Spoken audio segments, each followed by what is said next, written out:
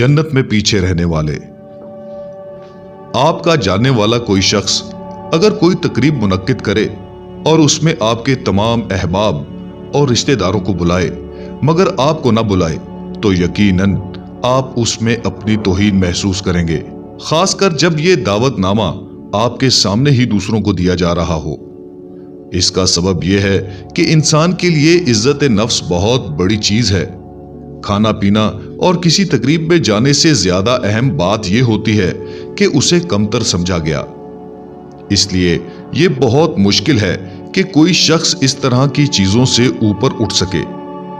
इस तरह की चीजों से बुलंद होने का हौसला सिर्फ उन्हीं इंसानों में पैदा होता है जिनका नस्बुल ऐन जन्नत में परवरदिगारे आलम का कुर्ब तलाश करना होता है, जो किसी सूरत जन्नत में किसी से पीछे नहीं रहना चाहते। उनको हम वक्त यही फिक्र लाहक रहती है कि कल क़यामत के दिन वो ठुकरा दिए गए तो उनका क्या होगा। जन्नत में उनके सारे जानने वाले चले गए और वो नहीं जा सके तो क्या होगा।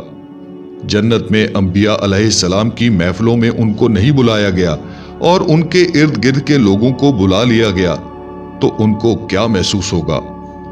फिरदौस के मालिक ने अपनी खुसूसी मुलाकात में उनके अहबाब और हम असर वाकिफकारों को बुला लिया और उनको ना बुलाया तो वो ये कैसे बर्दाश्त कर सकेंगे। ये लोग इस एहसास से तड़प उठते हैं, उनकी रातों की नींद इस अंदेशे से उड़ जाती है।